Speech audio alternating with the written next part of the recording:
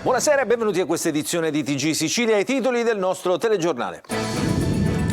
Stupro di Palermo, resta in carcere uno degli indagati, ma il branco sfida la vittima e prepara una difesa comune. Lei ci stava, dicono. Sui social la 19enne continua a difendersi dagli hater.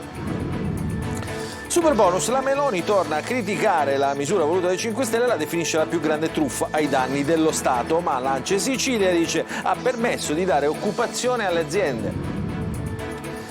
Annuncia azioni giudiziarie il sindaco Enrico Trantino, che ha chiesto le dimissioni dei vertici della società di gestione di Fontanarossa per ritardi ed omissioni nell'emergenza incendio, ma i manager dell'aeroporto sono pronti a dargli battaglia. Quasi un terzo dei siciliani a rischio indigenza assoluta e povertà. La CGIL lancia l'allarme e chiede dove sono i 500 milioni di fondi pubblici che ha incassato la regione per i servizi sociali. A Butera, nel Nisseno, un gruppo di giovani colora le saracinesche chiuse con versi di poesie e preghiere, un modo creativo per riqualificare il centro. Elvis Costello e Carmen Consoli, la strana coppia, il rocker e la cantantessa insieme sul palco del Teatro di Verdura a Palermo.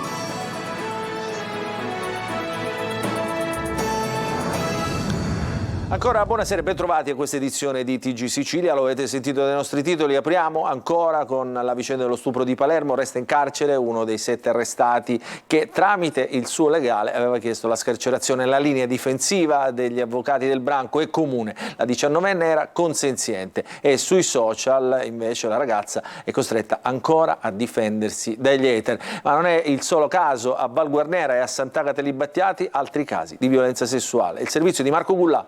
Rimane in carcere uno dei 7 arrestati per lo stupro della 19enne palermitana abusata a inizio luglio in un cantiere del Foro Italico. Come per gli altri 3 indagati che si sono sottoposti al riesame, i giudici hanno detto no all'istanza di annullamento dell'ordinanza di custodia cautelare o di trasformazione della detenzione in carcere in misura meno afflittiva. L'indagato ha anche cambiato avvocato.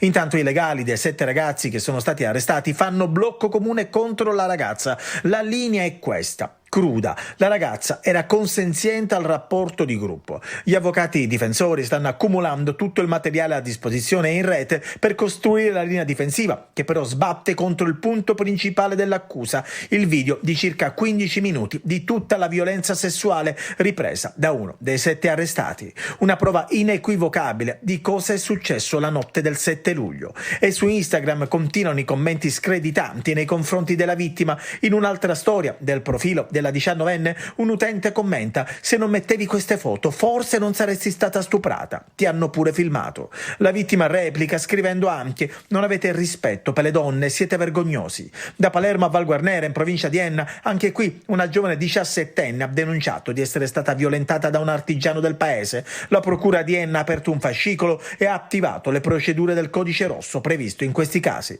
Sono in corso indagini dei carabinieri che mantengono il più stretto riservo sulla vicenda. Un'altra storia di abusi arriva anche da Sant'Agata Li Battiati, in provincia di Catania, dove per 10 anni un 24enne avrebbe abusato di una parente. Per lui sono scattate le manette. Un autista dei pullman di linea della Segesta, Aldo Ferrara, di 50 anni, è morto cadendo dal balcone del 3° piano della sua casa ad Alcamo, nel Trapanese, dove abitava con la moglie e il figlio di 12 anni. Ferrara era uscito sul balcone per aggiustare un condizionatore malfunzionante, ma a un certo punto ha perso l'equilibrio dalla scala per appoggiarla, che era appoggiata su un muro. Insomma, ha tentato di non cadere aggrappandosi alla ringhiera, ma è deceduto finendo sull'asfalto. Sono arrivati i sanitari del 118 che non hanno potuto fare altro che constatare il decesso dell'uomo.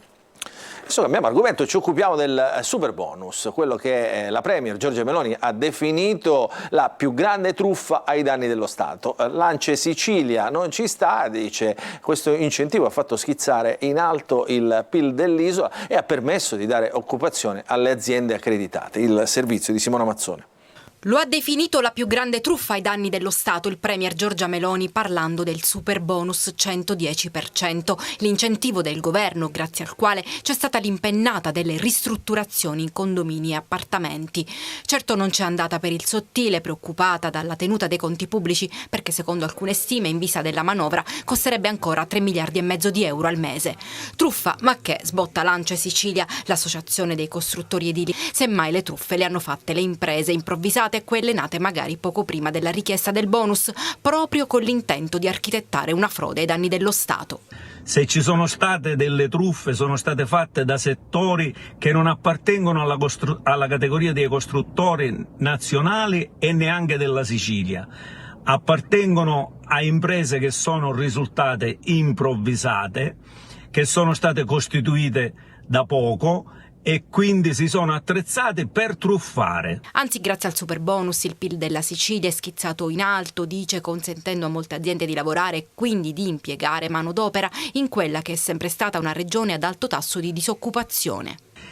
Il superbonus è stato il volano di traino del PIL della Sicilia principalmente. Così come avete notato tutti, siamo risultati con un PIL superiore alla Francia e alla Germania. Adesso, secondo Cutrone, occorre sbloccare i fondi per le imprese che hanno già concluso le pratiche e visto il successo dell'incentivo, sarebbe utile reintegrarlo. Chiediamo che vengano sbloccate immediatamente queste partite di fondi e nello stesso tempo chiediamo che venga ripristinato il superbonus se non con il 110, con altre percentuali che hanno dato occupazione, hanno dato sviluppo e hanno dato crescita all'Italia e in particolar modo alla Sicilia. Adesso veniamo alla vicenda aeroporto di Catania. Il sindaco Trantino chiede l'azzeramento dei vertici della SAC, parla di ritardi e omissioni nella gestione dell'emergenza dello scalo nel periodo dell'incendio, annuncia azioni giudiziarie, appoggi trasversali dalla politica, ma i manager invece dell'aeroporto sono pronti a dargli battaglia. Il servizio. La guerra dei cieli si trasforma in una guerra di carte bollate.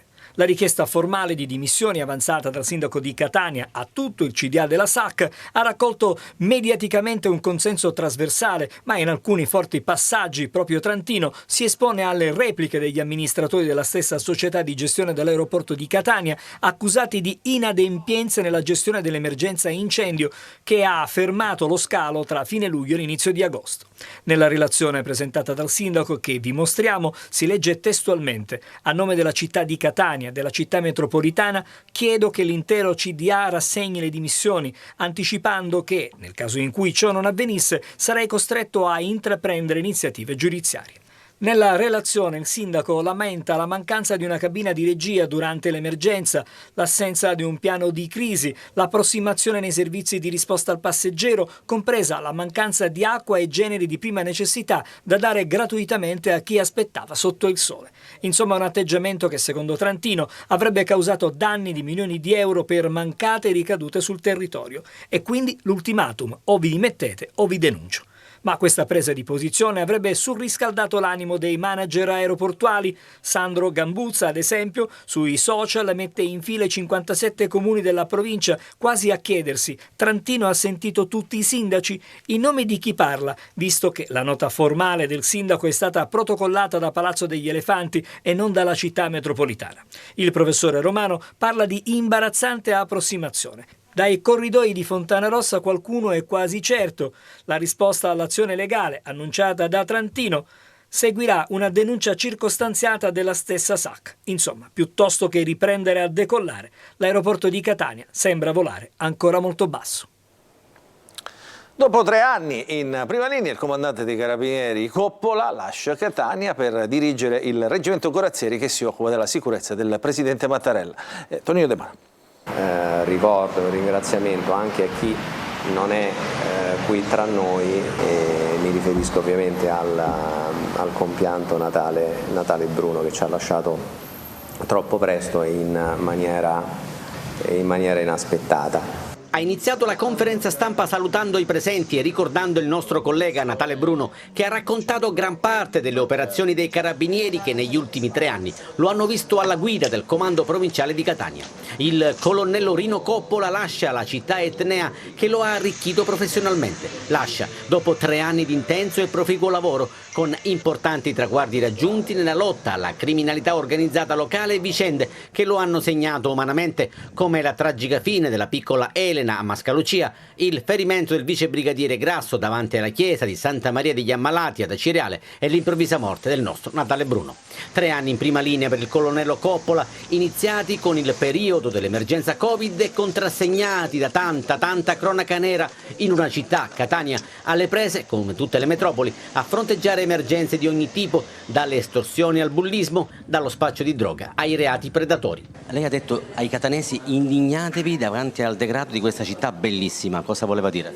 Allora, indignarsi significa che non bisogna tollerare, non bisogna sopportare, ciascuno deve fare la sua parte, anche il singolo cittadino deve adoperarsi nel proprio piccolo, nell'ambito ovviamente di quello che gli compete, per far sì che le cose siano migliori. C'è un problema di zone franche su Catania? No, io non parlerei di zone franche, ci sono delle zone che meritano certamente un'attenzione particolare dal punto di vista delle attività di controllo generale del territorio e di prevenzione. Il colonnello Coppola assume il prestigioso incarico di comandante del reggimento Corazzieri, l'unità speciale che si occupa della sicurezza del Presidente della Repubblica Sergio Mattarella. Al suo posto arriva il colonnello Salvatore Altavilla, attualmente comandante dell'Istituto Superiore di Tecniche Investigative dell'Arma con sede a Velletri. La Sicilia è a rischio povertà. Un siciliano su 3 vive in condizioni di disagio economico. Il servizio di Emanuela Corsi. Un siciliano su 3 è a rischio povertà. È quanto emerge dal dossier della CGIL, che si chiede perché solo 15 milioni di fondi pubblici siano stati destinati al welfare isolano. E dire che dal 2017 la Regione ha fatto incetta di fondi per il contrasto alla povertà da destinare ai distretti sociosanitari. È la seconda in Italia dopo la Campania per finanziamenti ricevuti, più di $500 milioni, 356 milioni dal Fondo Povertà del Governo, 190 milioni da bandi finanziati dall'Unione Europea, più 16 milioni dal PNRR. Eppure di questi soldi ne è stata spesa soltanto una piccolissima parte. Per questo noi da mesi richiediamo al governo della regione un tavolo di confronto, provare a mettere a sistema tutte le risorse a disposizione per dare una risposta ai ceti e ai soggetti più deboli di questa nostra regione. Ad aggravare poi la situazione di migliaia di famiglie siciliane c'è la sospensione del reddito di cittadinanza, sostituito dal nuovo supporto economico per la formazione e il lavoro da €350 mensili. L'INPS ha fornito le istruzioni per presentare la domanda sulla piattaforma SISL, presentata oggi dal Ministro del Lavoro e delle Politiche Sociali Marina Calderone presso la sede dell'Istituto di Previdenza e che sarà attiva dal 1° settembre. La misura di sostegno sarà destinata agli occupabili e punterà a favorirne l'ingresso nel mondo del lavoro. Potranno farne richiesta i componenti tra i 18 e i 59 anni di nuclei familiari con ISEE non superiore a €6.000 annui. Ma la Sicilia è anche la terra del lavoro povero. Noi abbiamo un fenomeno molto diffuso di lavoro precario, di lavoro stagionale, di lavoratori part-time. Noi siamo in presenza di una quantità di lavoratori e lavoratrici che sono poveri pur lavorando. In questo quadro, per la serie Piove sul bagnato, si inserisce anche l'allarme lanciato da Nomisma, che annuncia nuovi aumenti tra il 7 e il 10% nella bolletta della luce a partire dal 1° ottobre, dopo l'impennata del prezzo dell'energia elettrica sui mercati internazionali. Adesso ci spostiamo a Lampedusa, dove è ancora emergenza migranti. La Croce Rossa tuttavia assicura trasferimenti rapidi dall'isola agli altri centri, una macchina dell'accoglienza che però altrove perde qualche colpo. Ce ne parla Giusy Lazzara. Notte e giorno gli arrivi e le partenze a Lampedusa scandiscono ormai da mesi l'approdo di migliaia di migranti e c'è da gestire l'accoglienza nell'hotspot di Contrata Imbriacola. E da giugno la Croce Rossa è in campo con centinaia di operatori. Storie di vita e di morte si incrociano negli occhi di donne, uomini, bambini e ragazzi non accompagnati che vengono accolti dagli operatori in un flusso continuo. E i trasferimenti per loro, nelle 72 ore dall'arrivo, sono rapidi, ma presentano alcune criticità. Il problema grosso non credo che sia qua, perché qua appunto, come abbiamo visto, si risolvono in pochissimi giorni. Il sistema d'accoglienza deve essere riportato in campo nazionale, che in questo momento credo stia avendo delle criticità, perché manca completamente, probabilmente mancano i posti, e questa è una di quelle cose che noi stiamo cercando di capire insieme al Dipartimento delle Libertà Civili cosa si può fare. In realtà si può fare molto poco. I veri problemi nascono una volta che si lascia il centro. Il sistema di accoglienza, secondo la Croce Rossa, deve coinvolgere più realtà. Tutti i paesi devono essere consapevoli che l'Italia da sola non potrà farsi carico di questa accoglienza. Tenga presente che però se tutti facessero un pezzettino dell'accoglienza, oggi come oggi c'è la possibilità di un'integrazione vera, capire che dietro questi numeri ci sono degli esseri umani, e forse in troppe occasioni ci dimentichiamo che sono esseri umani. Intanto 22 migranti sono stati arrestati nell'arco di 48 ore dai poliziotti della squadra mobile di Agrigento fra Lampedusa e Porto Empedocle. Si tratta di persone che sono tornate in Italia attraverso la frontiera marittima dell'isola, nonostante fossero destinatari di decreti di espulsione. La borgata Santa Lucia, secondo centro storico di Siracusa, è invasa dai rifiuti. La denuncia arriva da alcuni residenti, nostri telespettatori, che si sono rivolti alla nostra linea WhatsApp. Ditelo al vostro TG. È dato per noi Francesco Aloi. A 2 passi dalla restaurata piazza Euripide, dove venne eretto il primo santuario della Madonna delle Lacrime, c'è il degrado. La borgata Santa Lucia, secondo centro storico di Siracusa, è una discarica a cielo aperto, una situazione che i residenti lamentano da tempo. Gli angoli delle strade trasformati in centri di raccolta, con rifiuti domestici, ma anche pezzi di mobili, materassi o divani. C'è anche il televisore. C'è chi ha deciso di pubblicare sui social le foto di questo scempio, ma c'è anche chi si è rivolto alla nostra linea WhatsApp. Il degrado è sotto gli occhi di tutti, anche dei turisti, ci scrive qualcuno. Ed è così perché in queste strade ci sono molti B&B e da qui si passa anche per arrivare in piazza Santa Lucia per vedere il Caravaggio. Ma nello stesso quartiere c'è anche la Casa del Pianto, dove 70 anni fa lacrimò il quadretto della Madonna, e proprio questi sono i giorni dell'anniversario. Più volte il comune ha provveduto alla rimozione dei rifiuti, ma già dopo qualche ora le micro discariche si riformano e torna tutto come prima. Non solo rifiuti, vi invitiamo a segnalare quello che non funziona nelle vostre città, a ditelo al vostro TG, mandate un messaggio con foto o video al 342 74 55 005. Sulle saracinesche chiuse, poesie e preghiere, curiosa iniziativa a Butera in provincia di Caltanissetta, ce la racconta Gerry Italia. Quasimodo, Sciascia e Pirandello, ma anche le frasi più belle tratte dalle sacre scritture o dalle preghiere più note. Da qualche settimana a questa parte, passeggiare per il centro storico di Butera si è trasformato in una full immersion letteraria, un viaggio sensoriale nella poesia che prende vita sulle saracinesche abbandonate delle strette vie della cittadina dell'entroterra siculo.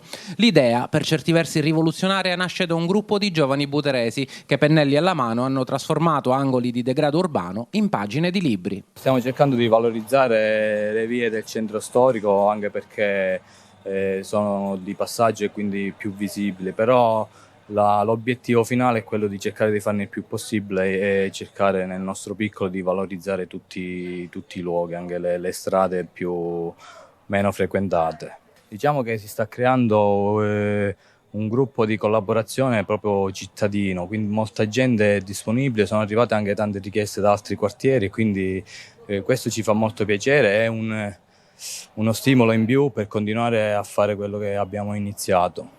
Un progetto partito il 7 agosto scorso con la prima saracinesca su cui è stata dipinta una celebre poesia di Cesare Pavese. Da lì una richiesta al comune per andare avanti con il lavoro, che adesso è visibile in altre 13 saracinesche, tutte con un fil rouge comune, il ritorno in patria. Chiunque passa non fa altro che dirci grazie, perché questa salita, che potrebbe essere col sole estenuante, dice, da quando voi avete iniziato a scrivere è un motivo per me mi fermo, rifletto e diventa una passeggiata praticamente veramente molto piacevole. Chiunque ci dice la stessa cosa, e quindi tra l'altro unire il bello alla cultura. Per promuovere le loro opere i ragazzi hanno anche attivato una pagina Instagram nella quale mettere il proprio like o commentare le saracinesche finora realizzate. Eccezionale. Adesso ci occupiamo di musica con la voce potente della cantantessa Carmen Consoli, con la musica poliedrica in qualche modo geniale di Elvis Costello, ieri insieme al Teatro di Verdura a Palermo.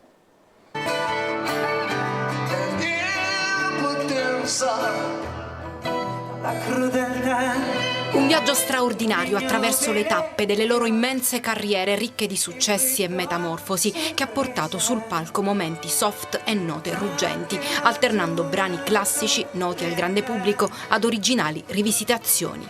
In un tour che in Sicilia ha toccato il cuore del pubblico al Teatro Verdura di Palermo, la cantantessa del rock Carmen Consoli e uno dei miti della musica Elvis Costello, accompagnato al piano da Steve Nieve, sono stati protagonisti dell'evento live dell'estate siciliana.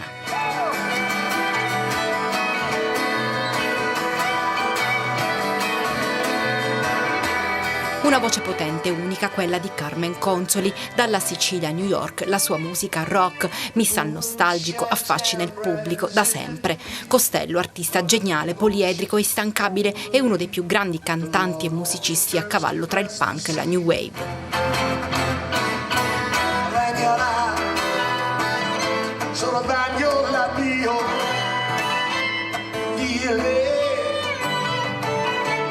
Palermo, Roma e Milano, per 3 date che hanno unito 2 anime musicali dal genere diverso, ma accomunate da una curiosità per le novità e per le collaborazioni che non hanno eguali, come questa appunto.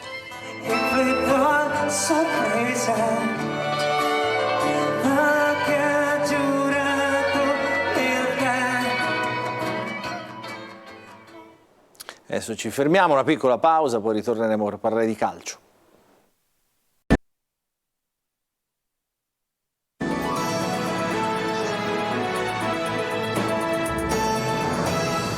Ancora ben trovati nella seconda parte del nostro TG Sicilia. Parliamo di calcio, parliamo del Palermo. Prima vittoria in campionato per i rosanero, che ieri sera hanno vinto in trasferta al Mapei Stadium contro la Regina per 3-1. I gol di Lucioni, Segre e Soleri per questo primo successo in campionato per la squadra del capoluogo. Il servizio. Che dopo averla sbloccata con Lucioni ha avuto anche un uomo in più per tutto il secondo tempo in Reggiana.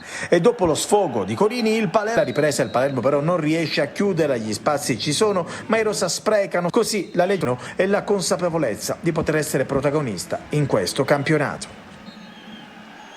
Evidentemente era Reggiana, Palermo e non Regina, come erroneamente pronunciato. Allora, finisce qui il nostro telegiornale, non ci sono ulteriori aggiornamenti, vi ringraziamo per averci seguito, vi ricordiamo che l'informazione su Antenna Sicilia ritornerà domani con Buongiorno Sicilia alle 8 del mattino e poi con i nostri notiziari a partire dalle 13:30. Grazie per averci seguito, buon proseguimento di serata a tutti.